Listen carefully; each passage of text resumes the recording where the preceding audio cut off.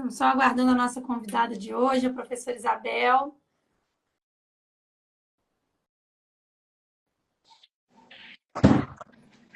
Olá, Isabel. Oi, Betânia, tudo bem? Tudo jóia? Jóia com você. Tudo jóia. Queria começar agradecendo por você estar aqui hoje com a gente, em meu nome, em nome do Fernando Bentes, em nome do Instituto de Direito Real. Dizer que é um prazer enorme tê-la aqui e conversar sobre um assunto tão relevante, né? O tema da nossa live de hoje é o negociado versus o legislado, os impactos da reforma trabalhista no direito laboral. Antes de te passar a palavra, Isabel, deixa eu só te apresentar para o pessoal, ler aqui o seu mini currículo para quem não te conhece, tá? Gente, o nome da nossa convidada de hoje é Isabel Godinho de Lima. Ela é advogada na Unimed aqui de Juiz de Fora, professora do curso de Direito na UNA Lafayette, mestre em Direito pela PUC-Rio, especialista em Direito do Trabalho e Direito Contratual Aplicado pela PUC Minas e graduada em Direito pela Universidade Federal de Juiz de Fora. Isabel, vamos lá, né? Vamos falar um pouquinho aí de um tema tão intrigante, que é essa situação da prevalência do negociado sobre o legislado. Vamos lá, você considera que esse fortalecimento do negociado sobre o legislado seria um avanço, seria um retrocesso? Você está com a palavra. Bom, Betânia, primeiramente queria agradecer o Instituto, né, pela oportunidade, todo mundo aqui que está ouvindo, quem vai ouvir depois também. Em relação ao negociado e o legislado, né, se essa prevalência ela é boa, se ela é ruim, primeiro de tudo, eu acho que a gente tem que conceituar o que é o negociado, o que é o legislado, para, de fato, a gente estar todo mundo no mesmo patamar, né?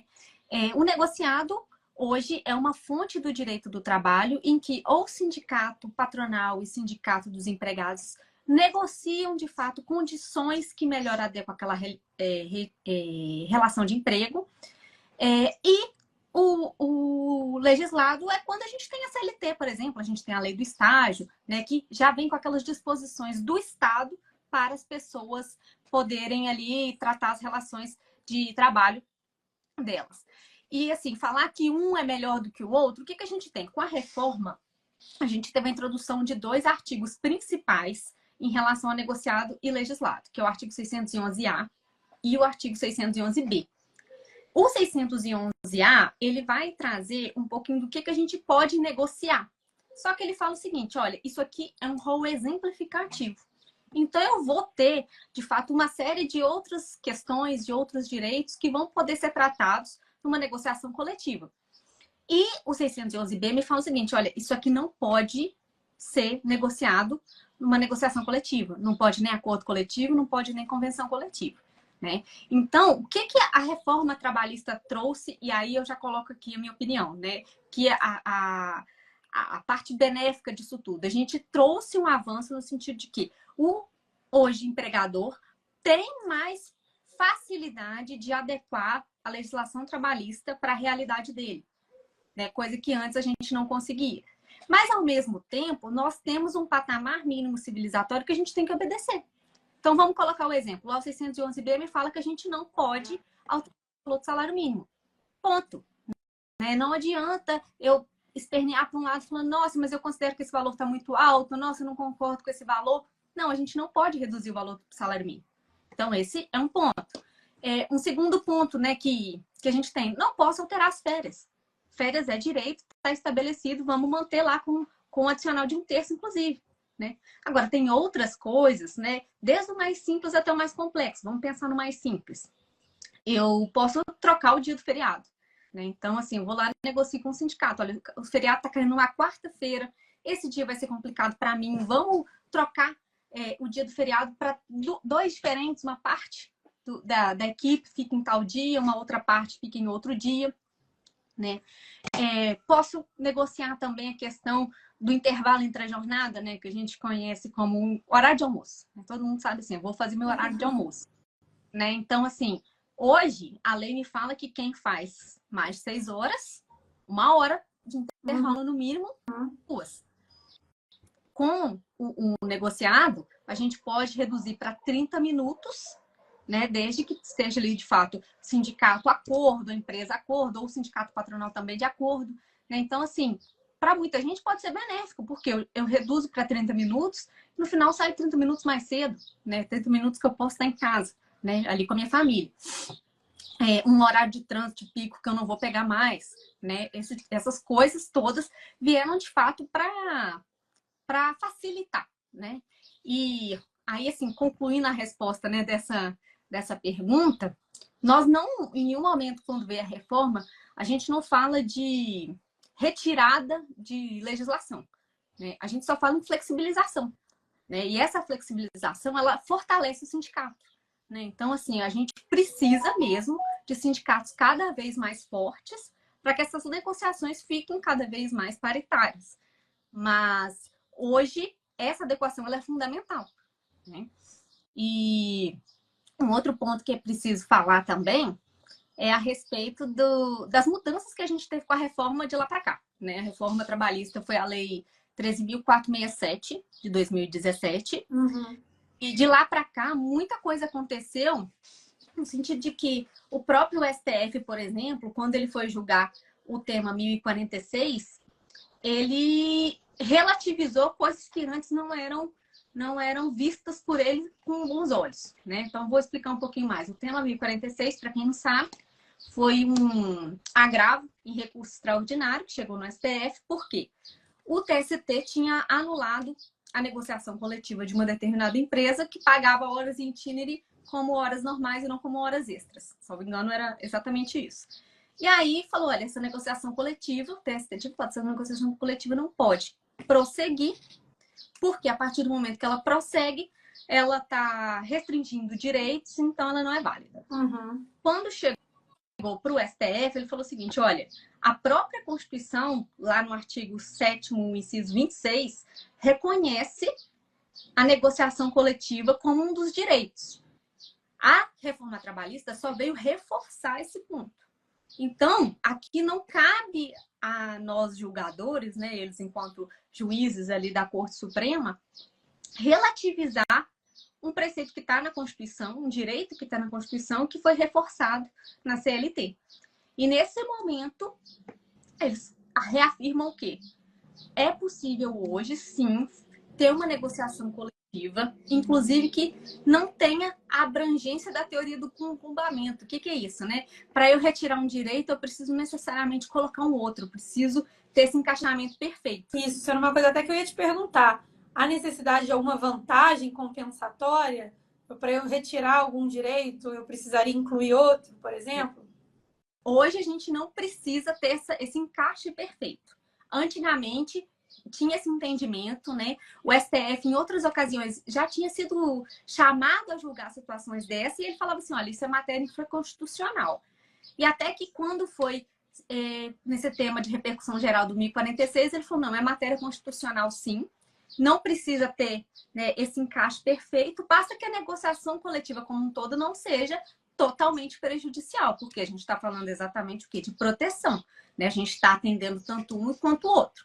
E aí esse ponto é até interessante porque normalmente no direito do trabalho a gente tem duas partes que uma é hipossuficiente em relação à outra, né? O empregado, ele é hipossuficiente em relação ao empregador. Uhum. Quando nós estamos em ação coletiva, o STF também, nesse caso, ele entendeu, olha, não, nós não estamos falando mais aqui de uma parte hipossuficiente. Todas duas têm poder de barganha, né? Porque a gente está falando de sindicato e empresa, ou sindicato e sindicato, né? Então, de fato, nós temos aqui uma forma de negociação muito mais intensa do que se fosse só empregado e empregador, né?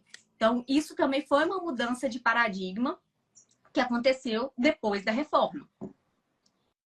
Interessante, né? Quer dizer, o STF veio reconhecendo a autonomia das partes na negociação coletiva, como se tivesse paridade, não, reconhecendo que existe paridade entre o sindicato de uma categoria, né, e o sindicato laboral, o sindicato, né? Exatamente. Os empregadores. Que é uma coisa que, por exemplo, eu não imaginaria. Eu sempre coloco o empregado naquela situação de parte hipossuficiente. Mesmo numa negociação coletiva, eu não tinha pensado por esse prisma, né, de que eles estariam em paridade.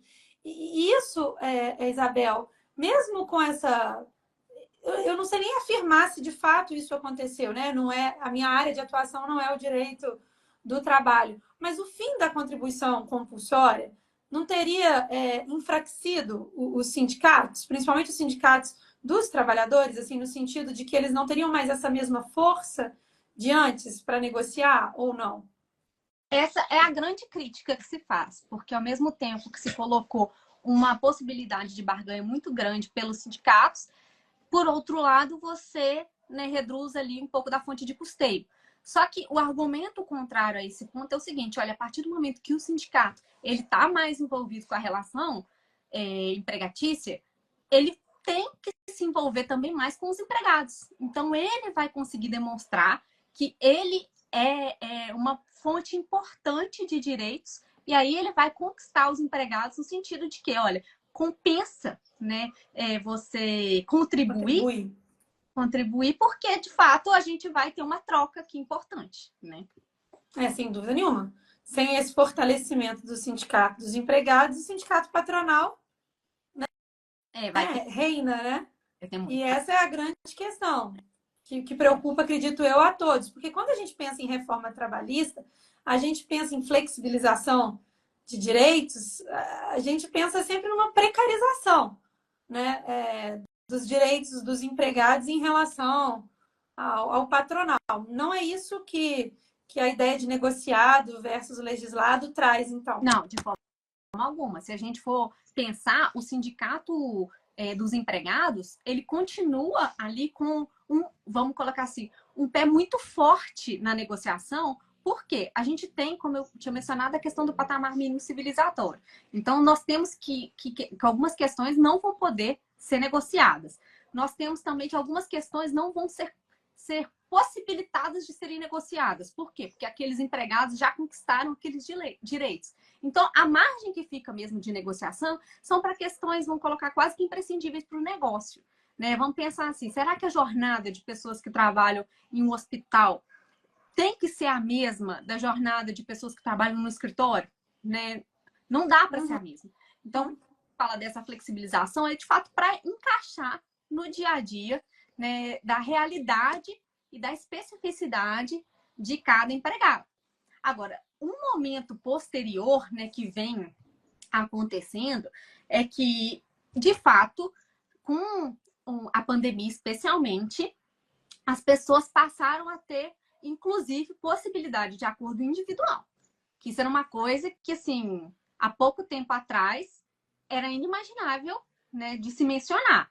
Né? Na pandemia, a gente pôde ter redução de jornada com a proporcional redução de salário, tendo aí, claro, um período específico para isso, e também a pessoa recebendo um auxílio do governo durante esse prazo, só que era individual. Né? Então, assim, o sindicato não entrava, era só o empregado e o empregador. Esse acordo, de fato, a gente tem que ter muito mais cuidado. Tanto que ali o Estado interviu falando, olha, se reduzir, eu pago a diferença. Né? Se reduzir, eu pago a diferença para que esse empregado não saia no prejuízo. Né? Foi só nesse período específico, né? Porque, regra geral, essa ideia de negociado prevalecendo sobre o legislado só através de negociação coletiva. Ou isso seria possível individualmente? Não, foi só no período da pandemia, que era uma situação excepcional, né? A gente tem que tratar aquele momento como um momento à parte, mas eu vejo que, se não fosse, de fato, essa possibilidade que adveio com a reforma trabalhista, não seria possível dar essa autonomia para o empregado. Dar esse passo, né? Exatamente. Eles só conseguiram dar esse passo durante a pandemia porque a gente já tinha trazido, né, lá em 2017, essa ideia de que o negociado pode prevalecer sobre o legislado. Seria nesse sentido. Isso mesmo. Porque é um pouco assustador, assim, né? Pensar. Essa questão agora, o Isabel, que eles estão discutindo recentemente, me parece o quê? Umas 2 semanas, não sei, que eles estavam discutindo essa alteração da escala 6x1 para 4x3, né? Trabalha 4 dias, folga 3, e não como é hoje, trabalha 6 e folga 1. Isso seria possível ser feito através de negociação coletiva? Ou essa alteração teria que vir necessariamente pela legislação? Então, é bem bacana a gente tratar esse ponto, porque, além de ser uma questão atual, encaixa direitinho com o que a gente está falando. Antes da Constituição de 88, a gente tinha a jornada de 48 horas, não era 44.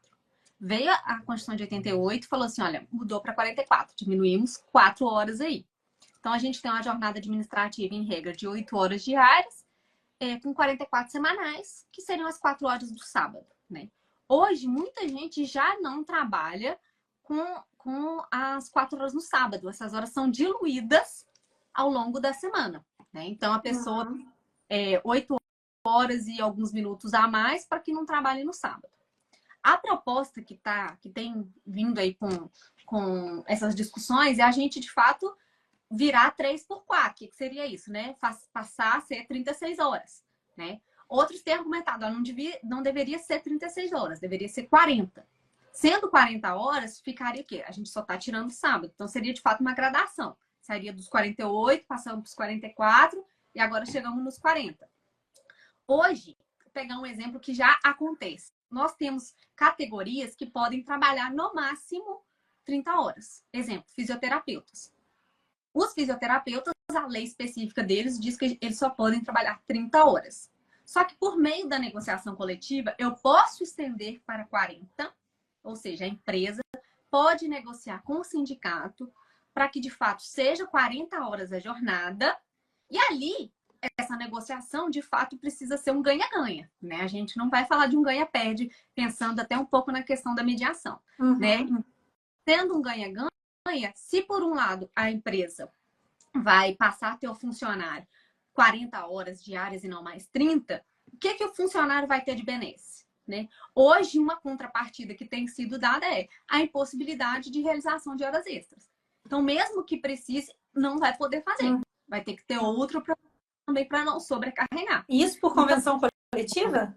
Convenção coletiva. Então, assim, a partir do momento, né? Tudo depende muito da redação que vai vir.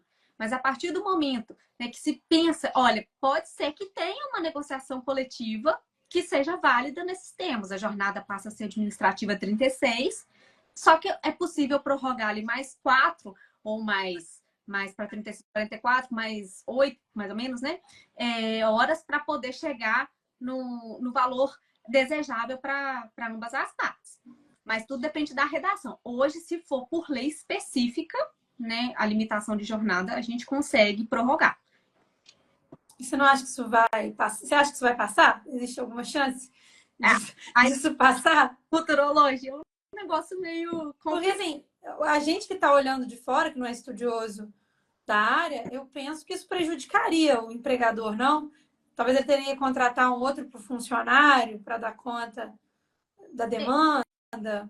Posso dizer assim, é que as pessoas hoje, principalmente da área administrativa, elas já têm uma tendência de 40 horas.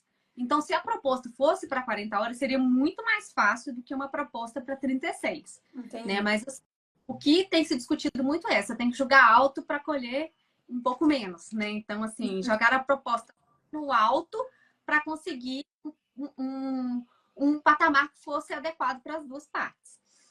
E a questão da jornada de trabalho, especificamente, como você estava mencionando, ela está no artigo 611-A da CLT. Quer dizer, ela está dentro do rol de direitos que podem ser negociados por meio de acordo ou convenção coletiva. Então, isso seria possível independente da legislação vir a aprovar essa nova jornada de trabalho. Então, nesse ponto, a gente precisa ver como que vai ser a alteração da Constituição. Porque se lá expressamente constar que não pode ser negociado, aí acaba assim, os nossos pontos aqui, né? Agora, assim, uma outra questão também que antes não existia, né? Nós tivemos esse ano aí o piso da enfermagem, né? O ano passado, para esse ano, o piso da enfermagem, que foi muito importante também. Quando foi a discussão para o STF, por meio da DI 7.222, lá o STF falou assim, olha, é constitucional desde que respeitado alguns pontos. Um dos pontos que ele colocou para o âmbito privado foi o seguinte, o âmbito privado pode negociar com os sindicatos no prazo de até 60 dias o parcelamento desse piso, como que esse piso vai ser pago, até de fato conseguir implementar na sua totalidade nos termos da lei. Então, assim, o próprio STF, primeiro a gente teve o tema 1046, depois nós tivemos uns outros episódios mais pontuais, mas temos esse também do piso da enfermagem, que temos o seguinte: o STF está falando, olha, deixa o sindicato, deixa o empregador negociar, porque vai ser muito melhor do que a gente ficar interferindo, né, em cada ponto para verificar se é válido ou se não é válido. Isso é uma outra questão até bacana, porque com a reforma colocaram um parágrafo, se eu não me engano, parágrafo 3º, esse eu não estou com certeza do número, mas no artigo 611A que fala o seguinte: se tiver algum pedido de anulação de cláusula da negociação coletiva, do acordo ou da convenção, precisa colocar o sindicato no polo. Isso antes não acontecia. É um litisconsórcio. É um litisconsórcio necessário. Uhum. Necessário. Então, assim, isso antes não acontecia. Muitas vezes o reclamante pedia no processo para anular, falava que a cláusula era inválida por violação constitucional, por exemplo. E aí, quando ele pedia isso, o sindicato, a empresa pedia para o sindicato, de fato, ser intimado, mas não necessariamente seria, né? Então, o sindicato ficava também numa posição mais tranquila. Agora, não. Ele precisa ser colocado no polo. Isso é importante porque antes tinham todas as benesses mantidas, mas a parte, vamos colocar assim, que era considerada prejudicial, não era mantida, né, nas decisões dos tribunais do trabalho. Agora não. Para mudar, de fato, precisa desse acompanhamento do sindicato, desde o início. E isso em ação individual que você está falando, do empregado questionar a validade de determinada cláusula numa ação individual. E aí eu vou ter que incluir o sindicato na demanda para que ele participe dessa discussão. É bem interessante, porque realmente é o que você falou, se existe um interesse aí do sindicato, realmente ele tem que participar. Isso veio agora, recentemente, no 611A. E aí, assim, isso dá uma segurança jurídica imensa, né? Se a gente for se antes eu podia ter qualquer cláusula invalidada, agora não vai ser tão simples assim, né? Eu tenho, de fato, a construção de um documento que me coloca com direitos e deveres ali, que a gente está falando, isso aqui faz lei entre a gente, né? Eu vou respeitar isso, mas você também vai respeitar isso. E por que isso é importante? Porque, de um certo modo, isso compele até o sindicato a falar assim, olha, agora deixa eu chamar mais os empregados para participar das assembleias, porque daqui a pouco eles vão estar reclamando desse ponto, eles não vão concordar, vão ajuizar a ação, isso vai gerando uma cascata. Agora não, preciso de fato que as pessoas participem para que problemas futuros. É essencial que isso realmente aconteça, né? Então, essas vantagens compensatórias também não são necessárias, como você falou, é possível sem elas. E aí, explica para o pessoal qual a diferença entre acordo coletivo e convenção coletiva do trabalho. E eu queria também fazer uma pergunta sobre uma questão de tempo, da questão da vigência. Assim, um direito conquistado através de uma negociação coletiva. Esse direito ele tem um prazo de vigência? Ele vigora em determinado território apenas? Como é que fica essa situação, Isabel? Então, vamos lá. Em relação ao acordo coletivo e a negociação coletiva, todos são instrumentos coletivos e estão nesse gênero negociado, né? Então, de fato, eles estão relacionados a você poder transacionar, você poder acordar seus direitos. O acordo coletivo é sindicato dos empregados e empresa. A convenção coletiva são dois sindicatos, o sindicato patronal e o sindicato dos empregados. A convenção coletiva, normalmente, ela é mais específica. Então, assim, a empresa precisa de que uma determinada condição seja colocada sob pena de inviabilizar a atividade. Nesse ponto específico, ela vai firmar um acordo coletivo que, por ser mais específico, vai ter prevalência, inclusive, em relação à convenção coletiva. Sim, temos dois sindicatos, o sindicato dos empregados e o patronal, firmaram uma convenção. A empresa entendeu que aquilo ainda assim não abarcou tudo que ela precisava. Ela faz um acordo coletivo e esse acordo coletivo vai ser mais específico e vai reger aquele ponto especificamente, né? As demais questões vão ser todas lá com a convenção. Em relação ao prazo, hoje a gente tem um prazo Então, assim, a partir do momento, né, que uma convenção, um acordo coletivo, ele não está mais vigendo, cai tudo por terra do que está ali, né? Então, o prazo hoje ficou mais rigoroso, né? Porque antes se falava muito da questão da ultratividade, né? Eu posso aplicar aquele acordo coletivo, aquela negociação coletiva para relações do futuro, porque a gente não conseguiu ainda chegar num ponto em comum. Agora não. Agora a reforma me fala exatamente assim, olha, o limite é 2 anos. Então, acabou 2 anos, não dá para continuar prorrogando, né? A gente pode dizer, inclusive, assim, que a reforma ela veio trazer algumas questões que precisavam de fato ser tratadas porque ficavam um limbo, né? A gente não tinha nenhuma regulamentação nesse ponto específico, né? Nesse ponto específico. E aí, como ficava em aberto, acabava deixando muito para o entendimento do julgador, né? A gente não pode esquecer lá da LINDB, né? Que fala, quando tiver omissão, como é que o juiz vai decidir? Por analogia, pelos princípios gerais do direito, né? Então, ele usando dessas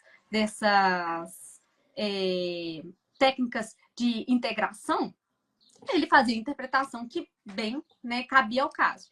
Agora não, agora a gente tem expresso.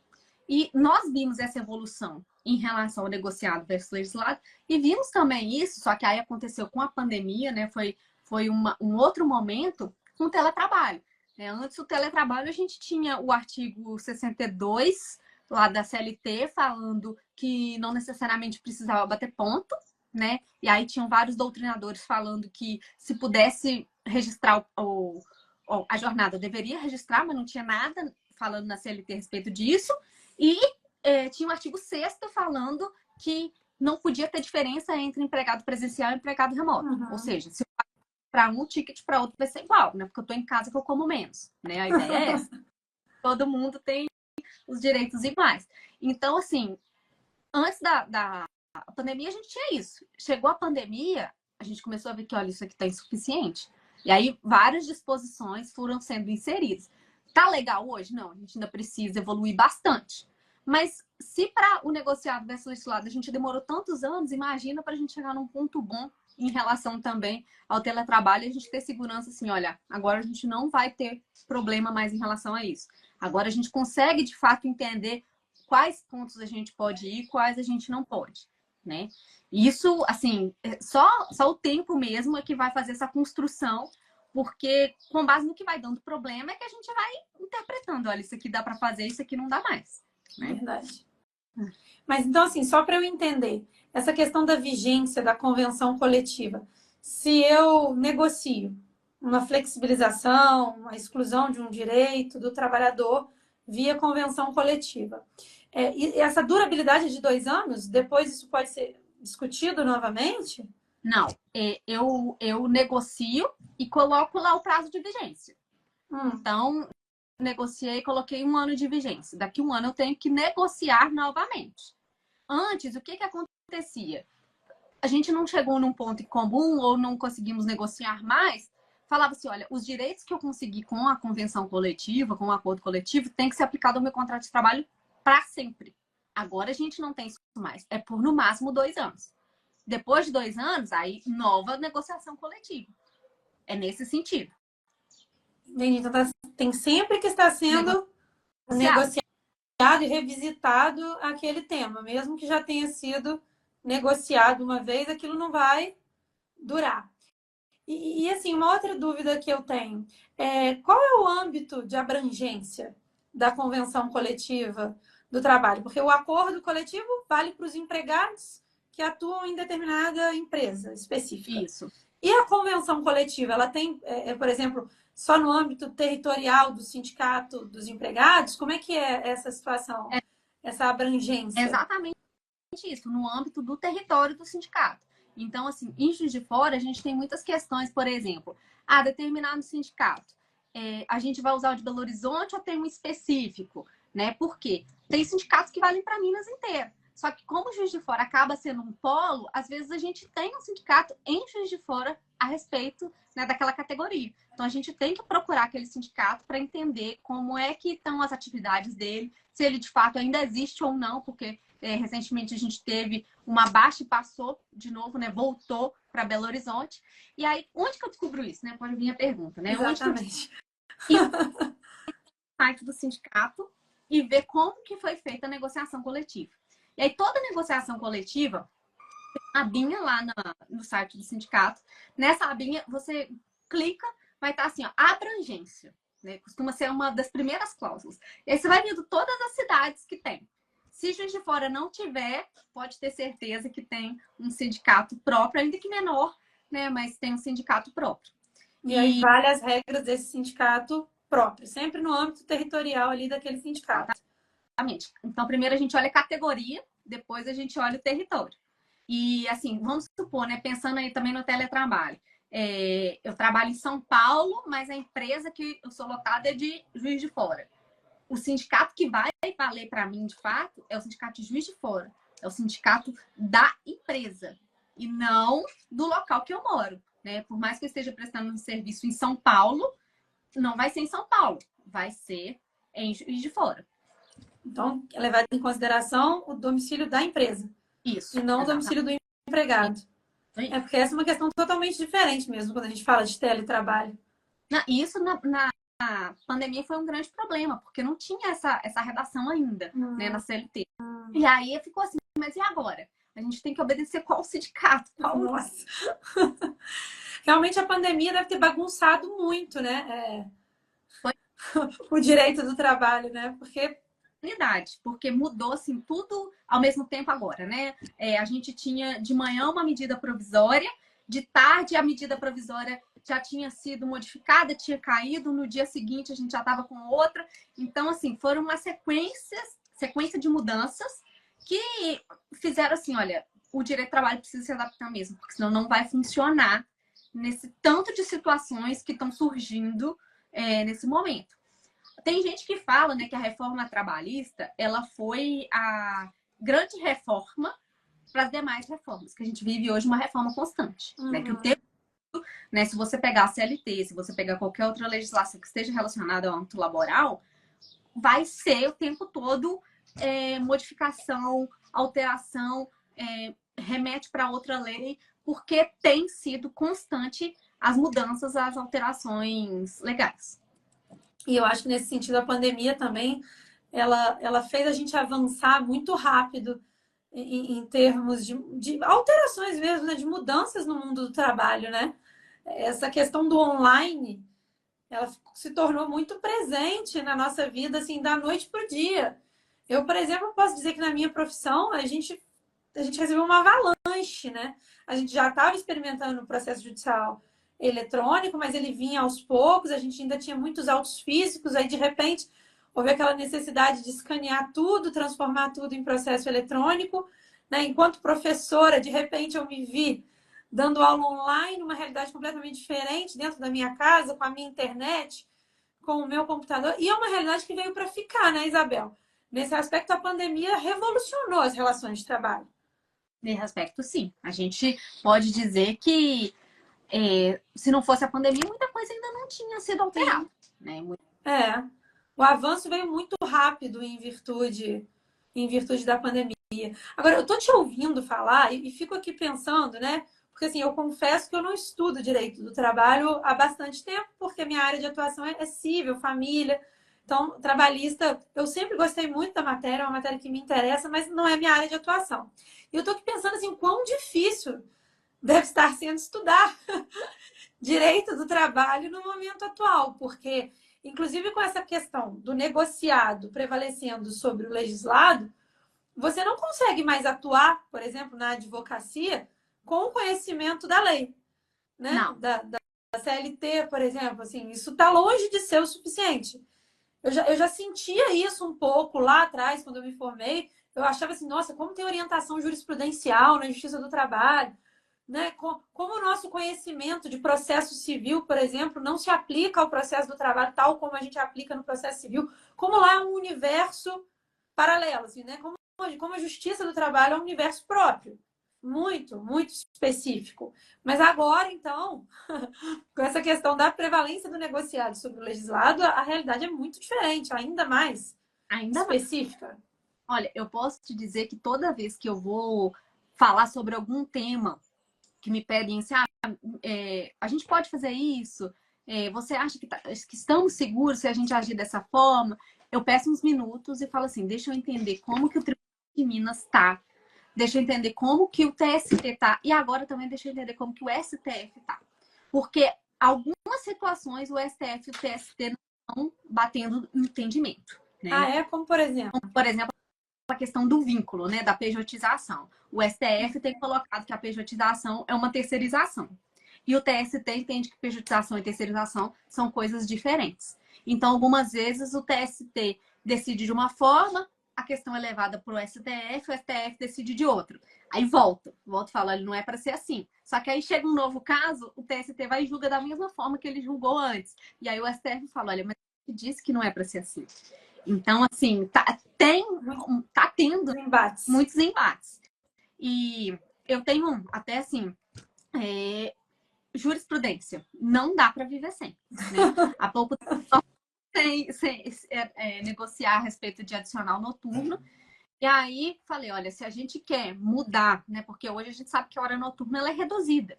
Né? Então, se eu quero deixar a hora noturna com o prazo da hora normal, até para ficar mais fácil o cálculo na hora do pagamento, eu preciso aumentar o adicional noturno. É um negociado, né, sobre o legislado aqui. A gente está negociando com o sindicato uma situação que é favorável para o empregador, que é a hora noturna ser o valor da hora normal, 60 minutos, não mais 52 minutos.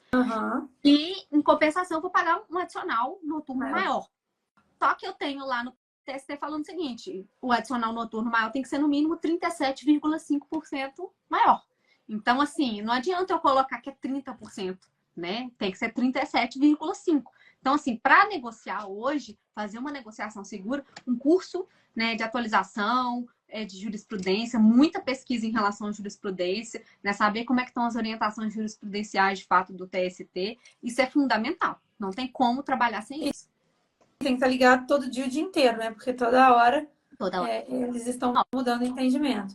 E, Isabel, como é que o TST está se comportando com o julgamento desse tema 1046 do STF? Porque o STF considerou constitucional, não é isso? A prevalência do negociado sobre o legislado. A partir desse entendimento do STF, houve uma mudança de postura do TST em relação aos julgamentos que ele vinha tendo anteriormente ou não? Nesse aspecto, STF e TST já andavam juntos? Não andavam muito juntos, não. Não estava um embate tão grande quanto está esse da pejotização, mas tinha um embate. Em que sentido? Antes, a gente via muito mais decisões anulando negociações coletivas ou uma cláusula específica da negociação coletiva. Hoje isso não acontece com tanta frequência. E, assim, acredito eu, né, que a mudança teve não só pela legislação, que já tinha embasado bastante esse posicionamento, mas também porque na época do tema 1046, os processos foram todos sobrestados. Então, assim, o STF falou, pausa, né, não vamos analisar nenhum ponto a respeito dessa matéria enquanto a gente não decidir igual para todo mundo. Né? Não dá para ficar analisando caso a caso. E aí, assim, uma questão interessante desse tema 1046 é que o STF expressamente falou, olha, negociarmos sobre o legislado não se aplica, por exemplo, nas cotas que a gente vai falar de aprendizagem em pessoas com deficiência. Porque tem negociações coletivas ainda hoje que tratam de redução de cotas. E não dá para tratar sobre isso. Então, o STF coloca expressamente, vocês estão negociando, de fato, questões que são contratuais ou normas imperativas. Porque se forem normas imperativas, essas a gente não vai poder nem discutir. Né? Então, isso foi uma pauta também que eles trataram. Tem uma pergunta aqui, ó.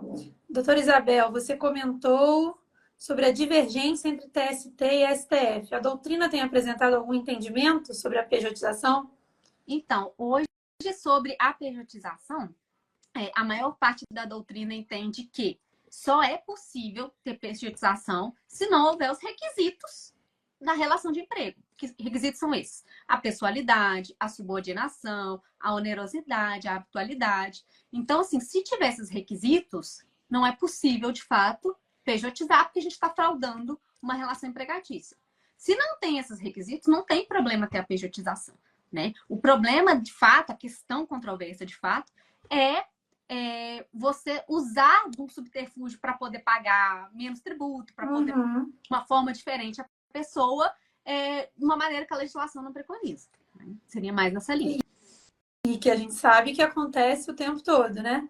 Existem determinadas profissões, né? Eu acredito que na área da medicina, por exemplo, isso seja uma frequência, não? Essa questão da pejotização? Então, aí vem outra questão em relação ao empregado hipersuficiente, né? Falei que o STF entendeu que quando a gente tem sindicato e empresa negociando, não tem ninguém hipossuficiente. O entendido também que quando tem uma pessoa que ganha uma quantia bastante alta, né? Não daria para falar também hipossuficiência e falar que ela não tem condição de negociar as cláusulas que estão regendo. Entendeu? Interessante. Então, isso para o âmbito da medicina, bom, a gente pode sim ter, eventualmente, profissionais da saúde que prestam serviços médicos como PJ, né? E não vão estar na condição de empregado mesmo, não vai ser nenhuma. E talvez para ele nem seja tão prejudicial, já recolhe INSS no teto, né? Já entendi. Faz todo sentido. Isabel, você estava falando dessa questão dos direitos mínimos, né? Nos mínimos existenciais, acho que foi a expressão que você utilizou. Esses direitos, que são os direitos absolutamente indisponíveis, que você não poderia negociar, seriam os do artigo 7º da Constituição Federal ou não? A gente tem algum rol específico desses direitos absolutamente inegociáveis? Ou isso é casuísmo? O TST, o STF, eles estão se debruçando caso a caso nessa situação? Hoje, o rol lá do artigo 7º, ele serve como um parâmetro. O 611-B também é outro parâmetro, porque ele fala ali que aqueles direitos são, se porventura forem negociados ou reduzidos, eles constituem objeto ilícito. A CLT usa esse termo. E o próprio artigo 611-A, ele já fala assim, olha, você pode negociar isso aqui, mas até determinado ponto. Acima disso já não dá para negociar, né? Dei até o exemplo dos 30 minutos. Eu posso negociar o intervalo interjornada até 30 minutos. Menos do que isso, não vou poder tratar, né? Então, assim, hoje a gente poderia colocar esses 3 pontos, né? O artigo 7º e o 611-A e B. Ao longo do texto, seja da CLT, seja de alguma legislação esparsa, a gente consegue ver também outros que falam assim, olha, esse aqui a gente sabe que não vai dar. O que os doutrinadores hoje têm mencionado muito é que se viola, mas aí eu entendo que é bastante genérico, né? Se viola a dignidade humana, não pode funcionar, mas assim, é bastante genérico. É porque dá para, né? Incluir quase tudo dentro do princípio da dignidade humana, né? Realmente fica muito amplo para analisar desse ponto de vista específico, né? Isabel, eu li alguma coisa sobre a questão do banco de horas negativo. Me explica melhor essa situação. É possível negociar essa situação do banco de horas negativo? Isso surgiu na época da pandemia, falando, né, que a pandemia mudou muito o cenário. Por quê? Na época da pandemia, tinham trabalhos que não davam para ser executados de forma remota. Tudo bem, não dá para ser executado. Às vezes eu não tenho interesse de mandar aquela pessoa embora, eu não quero dispensá-la, porque vai ser necessário o serviço dela logo em seguida. Então, fala assim, vamos ter ali a possibilidade de ter um banco de horas negativo. E aí a pessoa vai pagando aquelas horas ao longo do tempo. Então, ela continua recebendo a remuneração dela normalmente. E no futuro ali ela pagaria. Só que assim, pessoalmente, considero uma hipótese bem complicada de ser aplicável, porque assim, a gente já tem a limitação de jornada. Então, a gente tem as 8 diárias com 44 semanais, possibilidade de 2 horas extras por dia. Mas e aí?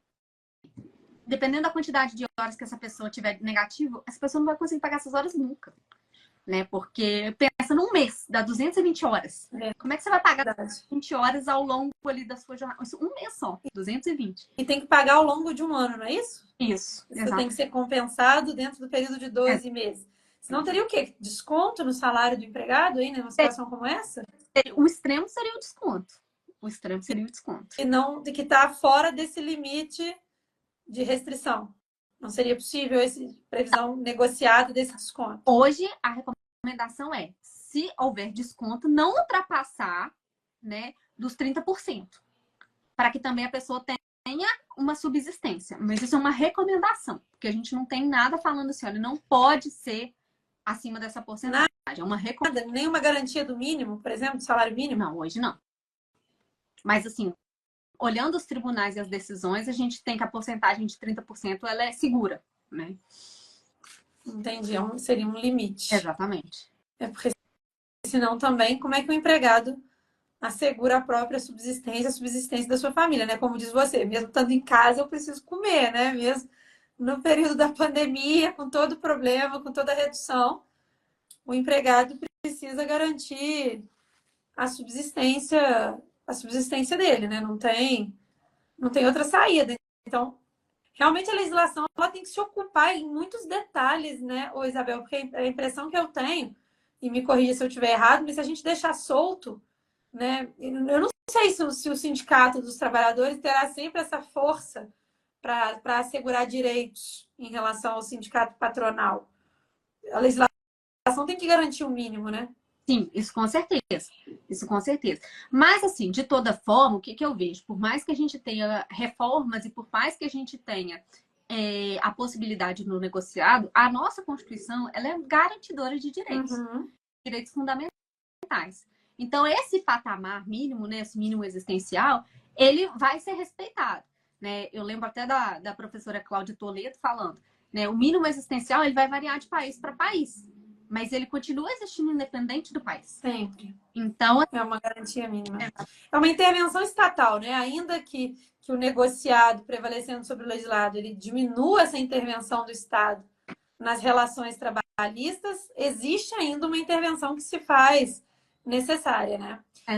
Uma pergunta interessante aqui que o Hugo está fazendo, Isabel, ele colocou aqui, olha, doutora Isabel, essa alteração da possibilidade do negociado versus legislado seria o principal motivo da diminuição de judicialização de ações trabalhistas após a reforma? De fato, houve, né, essa diminuição nas ações trabalhistas? Muito. Se a gente pegar o CNJ em números, dá assim, uma queda absurda em relação ao número de ações que eram ajuizadas antes e passaram a ser ajuizadas depois.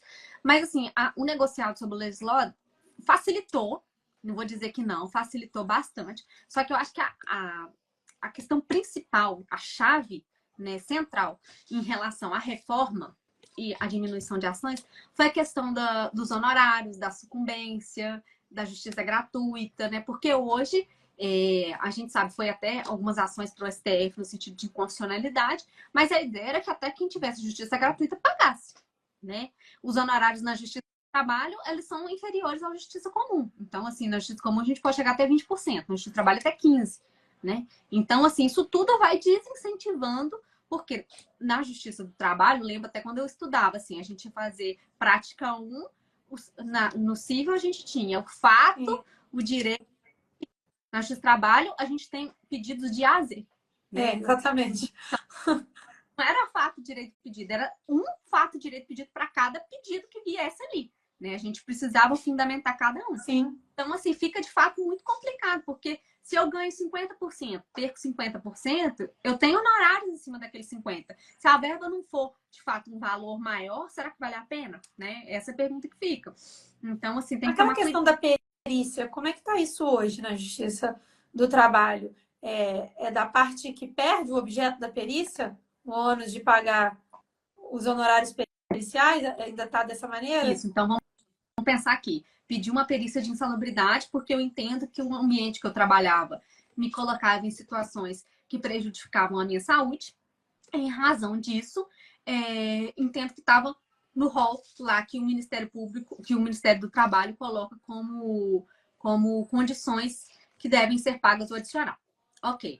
Designada a perícia na primeira audiência, O perito vai até o local de trabalho, e aí quando ele avalia, ele vai coletando as informações pelas partes, pela documentação. Quando sai o laudo, o juiz, obviamente, ele não está distrito ao laudo, mas ele tem que justificar se ele vai. Por que ele não vai seguir, né? Que é uma perícia técnica. Então, ele tem que justificar porque ele não vai seguir aquela perícia técnica. E aí, supondo aqui que a pessoa ganhou, o juiz seguiu. Na hora que o juiz seguiu, ele vai falar: olha, a parte que perdeu aqui é o empregador, então ele paga a perícia. Uhum. Da perícia. Agora, vamos supor que a pessoa perdeu. E aí? Aí é ela que vai pagar. Se ela for beneficiária da justiça gratuita, o perito vai receber R$ 1.000, que é hoje o valor que a União está pagando, né, na Justiça do Trabalho. Agora, se ela não for, ela de fato vai ter que pagar o perito. Então, assim, o laudo mais barato hoje é R$ 1.000. Né? A gente tem um laudo de R$ 3.500. Então, assim, a depender do valor que a pessoa recebe como empregado, fica uma situação bastante difícil. Isso né, pode ser descontado das outras verbas que o empregado tem direito a receber na própria ação trabalhista? Não na própria ação, ele tem que realizar o depósito, né? Não se desconta de imediato. Mas Entendi. ele tem o crédito, né? Então fica fácil de pegar. Né? Exatamente. Porque eu lembro de algumas estratégias de advogado, não é isso? De entrar pedindo adicional de insalubridade numa demanda e as demais verbas trabalhistas em outra demanda, exatamente para não correr esse risco de perder o objeto da perícia e ter ali o crédito decorrente de outras verbas trabalhistas para descontar os honorários do perito. Criou-se uma situação muito complicada, realmente, para o empregado. Então, você acha que isso, mais do que a questão do negociado sobre o legislado, influenciou nessa queda brusca do número de demandas na Justiça do Trabalho? Há também um certo projeto, você acredita nisso? Assim, ou isso é teoria da conspiração, de precarização da Justiça do Trabalho? Porque a gente costuma ver em períodos de crise, né? Crise econômica, nacional, mundial, uma certa precarização dos direitos do trabalhador. Você percebe isso, alguma influência disso na reforma trabalhista? Olha, o que eu posso dizer a respeito desse ponto especificamente é que houve uma mudança de paradigma. Né? Se antes a gente tinha, de fato, uma justiça muito mais protecionista, uma justiça não, uma legislação muito...